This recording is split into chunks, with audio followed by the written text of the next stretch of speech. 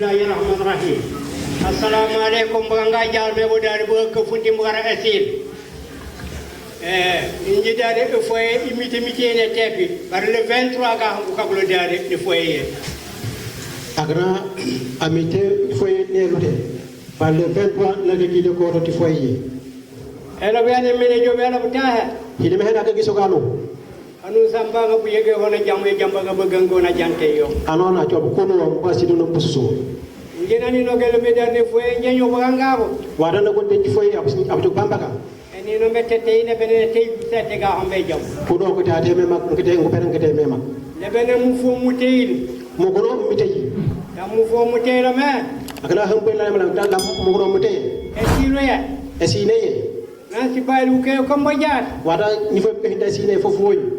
Ba wi ku mustu ba jero bara garol garno mbe gola ko mingo kenge nor injabu gangu jobelo ka bu ke fata bal ko kitagi sama ni fi bamba ko ke dot foye ko hidi me ha fi ngena no gele be deni foye le 23 wada na ko dati sa foye ina iti le 23 gamme tani ko ma ko janjamalo ko min jalot bero annabi ni jalo jabero ji sabari wada na ko daki so ne kari awe amu na ngamu na ngata ke tonya bare hene kesu ke so bamba alo na hin sabari le 23 novembre no gelo dar lundi le 3 novembre le 23 novembre eti nanu gonde ino miti lundi ni benen le 21 lundi ni benen le 21 eti no miti lundi ni benen ni wo kamana wo sede kamana jamu funo me kilifa chef ta cinema men sa so na benna wo ayo ngar ni hambay pati kamana pour que gagu ni be la boy yanu yawi de yara ka sabari jala bero wa ko pour bal mara elo bien kan le bebe la bu jamu wala ka bodo to wala kilaw mumbu umu yonoral biyente noral andana awogli me da go jola ko mu jamol fokku yente nol e lu yente do la boto warori ye membu an alono jala jow pour mumbu ngara dari wafu jabot woto mumbu yente noral o to kam kan la ga jamol o to mbaju la ga sumoy nye jando commencer an ngala salatu ala nabi nuno gnal ni sukuyaay wassalam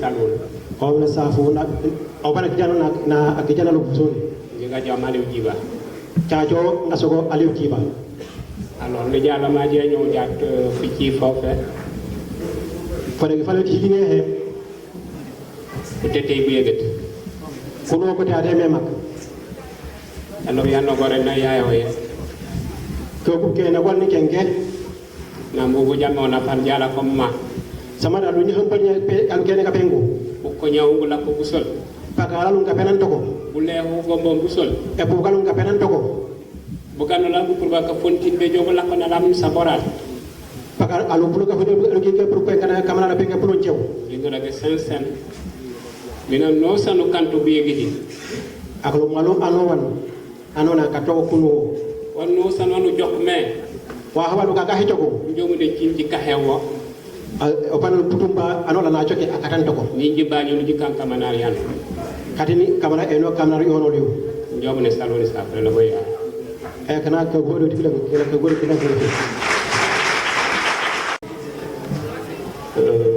je salue toute la population de Thionck-Essyl. Wala sa ka Thionck-Essyl pepe. Je salue mon collègue maire monsieur Okola. Wala sa apalo amera Thionck-Essyl qui est un grand frère ko atio anafal que j'estime beaucoup. Wala se abu ñay mama.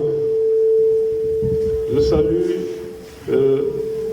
les sages du village de Thionck-Essyl, mais également les sages du quartier de Kamana. Wala sa guni fan gama gara Thionck-Essyl pepe sen guni fan ga Kamana pepe. Je salue également la forte délégation de Kafountine. Aujourd'hui, ceux qui connaissent Kafountine savent que tous les sages de Kafountine sont ici présents. Moi,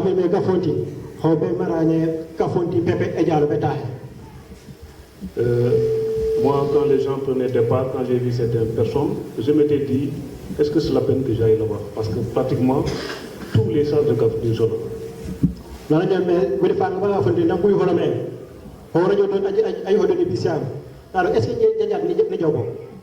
c'est pas un bon job. Mais quand j'ai vu l'engagement de la jeunesse de Kafountine, je me suis dit que moi, en tant que jeune, je dois accompagner ma jeunesse parce que ce qui se passe à Kamana, c'est un problème de jeunesse pour la plupart.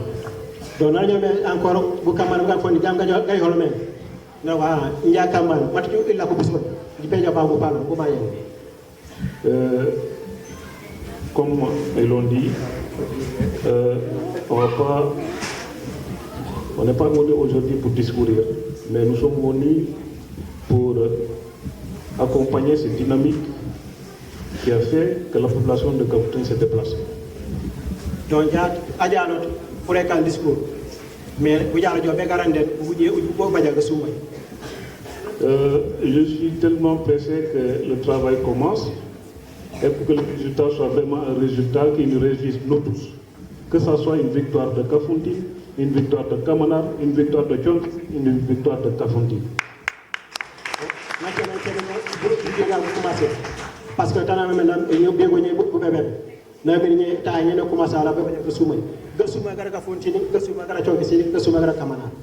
parce que quelqu'un l'a dit ici, les populations de Tchonkesin ne peuvent pas rester indifférents sur ce qui se passe à Kafountine. De la même manière, nous ne pouvons pas rester indifférents sur les problèmes qui se passent ici à Tchonkesin.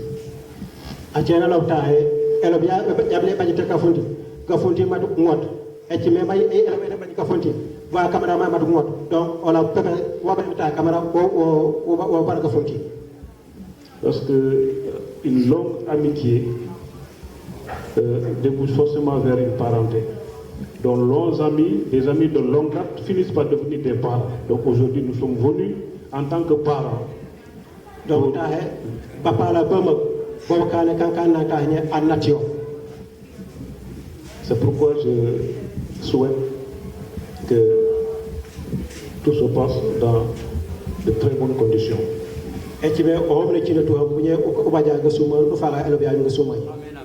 Surtout, je m'adresse à la jeunesse. Il n'y a pas un problème qui ne finit jamais sur la table de négociation. Tout problème finit par se régler autour d'une table. Et aujourd'hui, nous sommes autour d'une table. C'est la dernière étape. Il faut aider vos frères de Kafountine pour que ça soit la dernière étape, qu'on ne revienne jamais sur ça. Donc,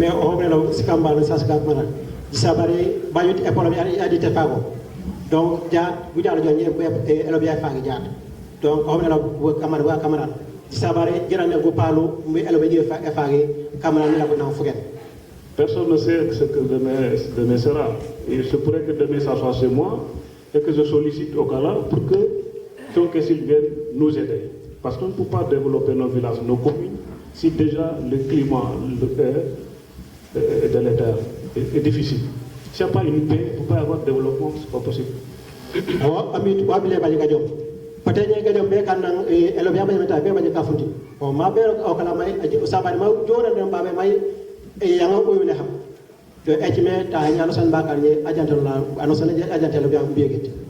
Et quand j'ai fait mes petites enquêtes, j'aurais appris que Kafountine a une fois eu un problème et que ce sont les gens de Kamana qui ne sont pas déréglés. Je me suis dit tout de suite que c'est fini. Donc, on n'a pas le droit de ne pas prendre en compte nos préoccupations, nous en tant que Kafountine. Donc, si je me suis passé, Kafountine m'a dit pas de problème. Donc, il y a un problème. Donc, vous voulez que ça va de Kafountine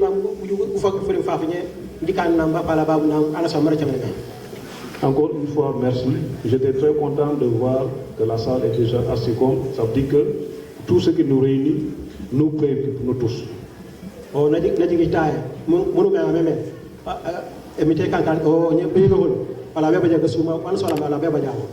Merci beaucoup.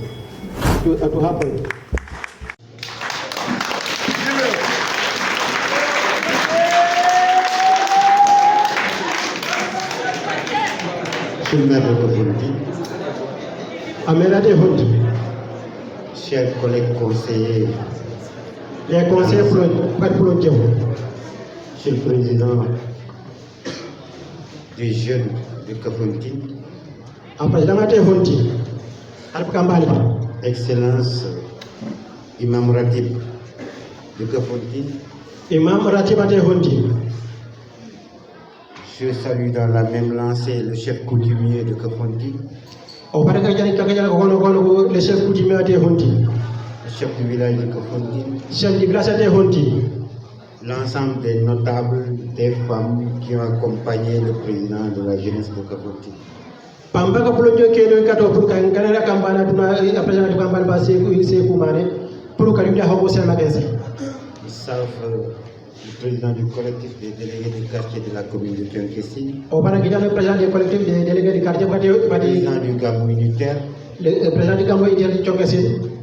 Les délégués du quartier de Kamanar. Délégué du quartier de Kamanar. Imam Ratib de Kamanar. Imam Ratib de Kamanar Lombo. L'ensemble des charges à la commune. Ils savent Sidiane, ils savent Boutillon. Lettre Okola dans l'arène politique à Médio Bello. Mais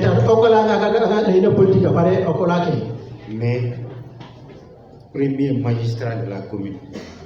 Okola ayma mera projo ka hon point dati meti sade tomesi. Qui kala ko mama tu bi wiyende no biyet o bala no anu pe anu gene ka pro nchaw anu na ko ngeda si jono ko teyi chiti même teyi jusqu'à ce que jat anu sanan jalli o dare nasi en luyo ka fe fi kuyi chiti même fo anu ne e hinida e amele desi na yitia fo ka budi kese musuti do Boulakama pour le soutien et sort. Tabala amour, quand il y a fait pour le fait que vous avez un casson droit. Depuis qu'on a commencé à faire, Warren Jokin a confié. Nous n'avons le foyer, nous l'avons fait campagne. Pendant la main à le foyer, à bout de campagne. J'ai pas de mission ou problème pour vous. Agana pe fone mission abdu honi. Problème est. Problème est. Et moi, je suis un peu Maragen doro mu lobi e juhe règle Nim pamba ga sita ne ko kada soka tonya problème e fe ko ban séance à partir de jat yo bagat ay ne yiki ni fula hina ko problème e fe ok hokan jati kay fo ci la ke ko ko ka ci ni ha so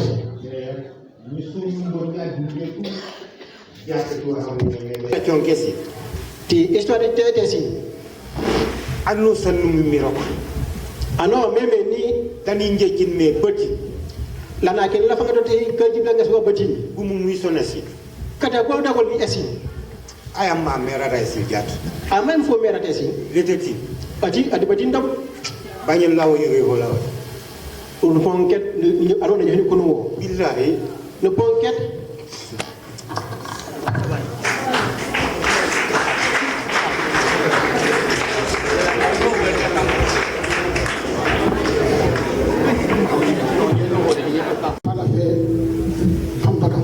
senwa maranye gachemen kamana sen choke si jorma alla vide pampaga pagata yo kabna ko to achemen esi ube garol guche mboy wanye gamuy ponna ko to himbanu yaake yake ola ko ne gargal margal mamu oniti fulale isana roni ka fiya mu hanjalo na jalo ta ko tere bawo jibani wajilo bo jilo bo nye e biro ya yala ko tahe e etete isana aloni wani wawe yen wati to kamani ba ka sebin wo ka fanu wo derge de ka keba ka bekeno ka ka nyamano lo ber ak tokisi wanjo be lo ta ye jilo bo nye c'est matin ça c'est pas ça mais ça met dans les ACE ou bien autres monsieur pour si jawab dans les quartiers les délégués bu war so bi monsieur le maire en tout cas kay sene ni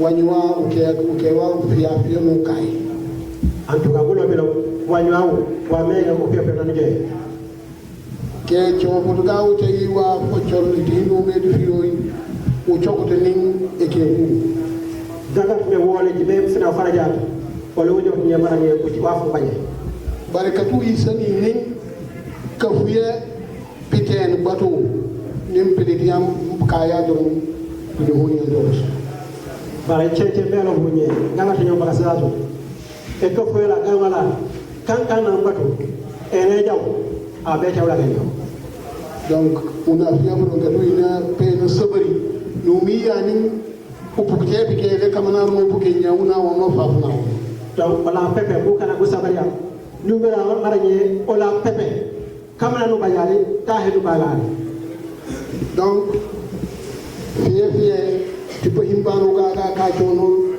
usoka soka loni bilo ya hanjalo yo Sekou Mané akana mu le président intérim donc nanu pour ameta bilo ko lo nye bilo ya état sétas Sekou Mané président la jël ka ful akana président par intérim no soka le 27 évoqué ou bina renouveler bilo ya et puis bilo yo no ye diman bilo le 27 na fana fala jatt on be ko ñu kana bilo ya e bilo ewo e kine hino meti fiyo ye kan fana fala jatt na juga pour autorité banga ke kapiano eno ne soto sa jogu la ko kapike kapi CDA wa tane bu ka ko CDA fu fara ga jom gendarmerie ye bu ñi le pakan gendarmerie ko kan pour kapike kapi setan kini ka ko buna marwa bu jogu gidante wala wala bla melo taay oto no ta hakunu na mema donc o kala do wege wala o ta hakunu na mema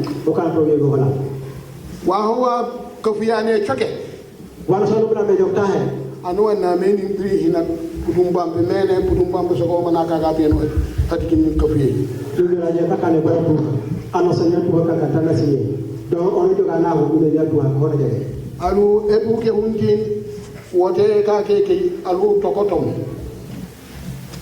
bu sika man huwa ka foti vote yakle le yor bu ko ko kany ala ka foti jamu samari jamu tangaje je ne sais kamana ekene ka kay vote sen sara kamana bu de ho de nga vote après jango ko sen biro yo acere be ka e kan prega ala perishika arona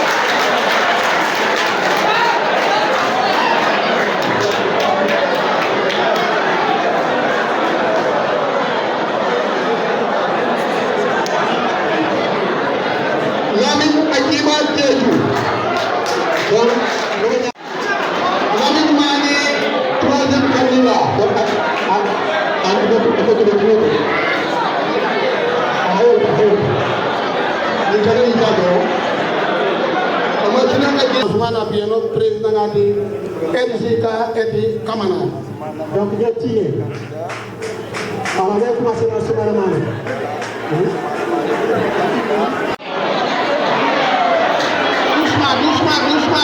doucement esa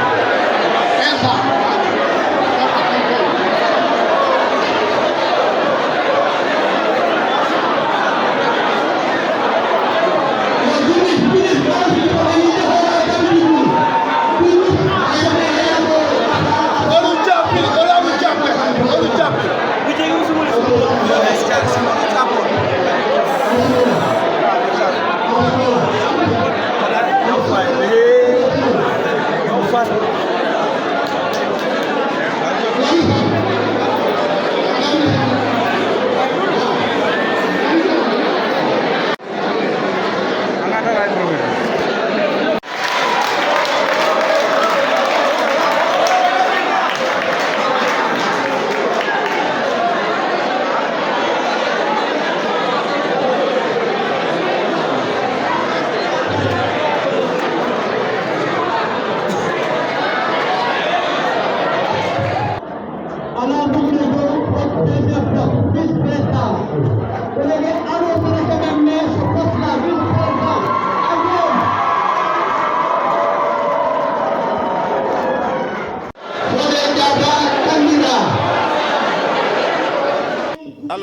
Soumana Mané, le président nouvellement élu. Vice-président, Oumou Khairou Sambou, c'est une femme. Secrétaire général, Aliou Mané. Secrétaire général adjoint, Arfan Diata. Trésorier général, Sekou Djemé. Trésorier général adjoint, Souleymane Sambou. Vice-président chargé de la commission d'organisation, Abdou Sambou. Vice-président chargé de la commission sportive, Ibrahima Sambou. Vice-président chargé de la commission des relations extérieures et du partenariat, Khalifa Djemé. Vice-président chargé de la commission environnement, Lamine Ehemba Sagna. Vice-président chargé de la commission des activités socio-éducatives et culturelles, Moustapha Lo Djiba. Merci, voici la composition du bureau nouvellement réélu. Maintenant, il reste le bureau de l'ASC. Quant au bureau de l'ASC, selon les textes et le circulaire de l'ODECAV, les renouvellements des instances de base se feront avant le 15 janvier. Donc, ici, d'ici le 15 janvier, on reviendra donc pour le renouvellement du bureau de l'ASC de Kamanal. Merci beaucoup.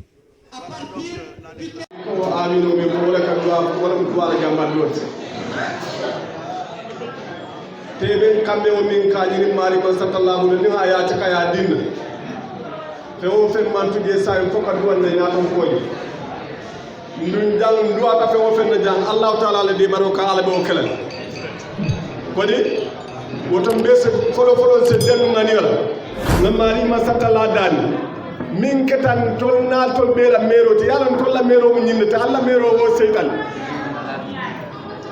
tonke si kolla mero wo seytale tolla mero wala nyinti be duala sima ya bala jata ke dia ba hande firimba anin delegation min be mota nan ka funde ani min taraja alfal to be nabi ni sate ko alma mari masata la ya sima yala alma ale kayro kenal be alman tankal ma siba ko nono bema kamanar ko kafunti na kamanar lo alsalo ko kafunti na kamanar lo donc ala be kayro la sama dindina jang ale tanka ma siba ko nono bema ni tamata sate ko no tata modi ay metio je bale famo le tiyo utuma yalo mol bala sama ko ni mol be te metio je bale metio je le bal wadi woto mimo kambe on wala nyindi ko ikana le mol be dal fana eta e kafimo Milan alma mari masba yi hiso sima bala alma ni jato kendala alma hamjeri firinna alo mari masba la do ko ni banko alma mari masba do ko sabanyato alkana murni ko ma abadan alma do ko sabanyato ko ni kel alme simala alme jato kendala alma ni so hadde firwala ndunda ko ko dale barka kenyete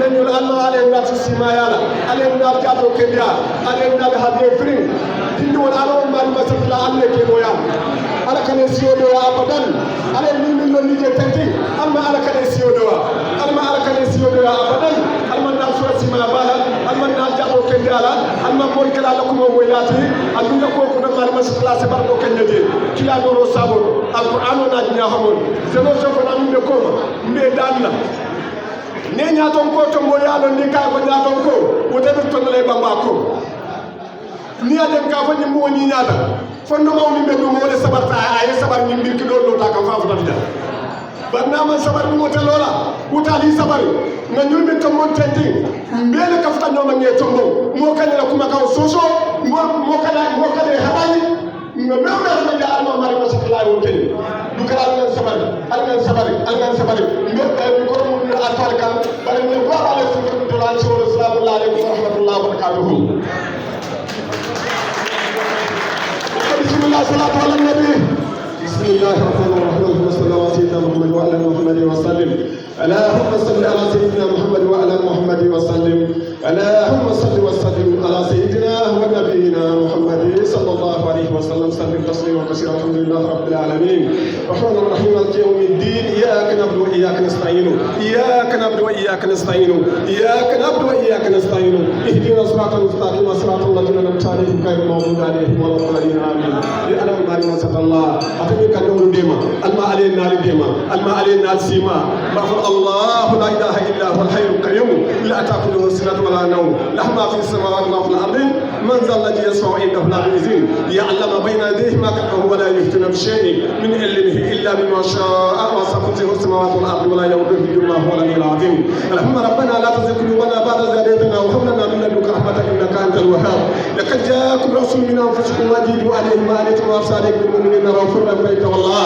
فقل حسبي الله لا اله الا هو عليه توكلت هو رب العرش العظيم بحرمة اللهم صل على سيدنا محمد الفاتح لما أغلق والكاتب لما سبق ناصر الحق بالحق والهادي إلى صراطك المستقيم وعلى آله حق قدره ومقداره العظيم اللهم صل على سيدنا محمد الفاتح لما أغلق والكاتب لما سبق ناصر الحق بالحق والهادي إلى صراطك المستقيم وعلى آله حق قدره ومقداره العظيم اللهم صل على سيدنا محمد الفاتح لما أغلق والكاتب لما سبق ناصر الحق بالحق والهادي إلى صراطك المستقيم وعلى آله حق قدره ومقداره العظيم إن الله ملائكته يصلون على النبي يا أيها الذين آمنوا صلوا عليه وسلموا تسليما صلى الله عليه وآله وصحبه وسلم تسليما سبحان ربك رب العزة عما يصفون وسلام على المرسلين والحمد لله رب العالمين بارك الله فيك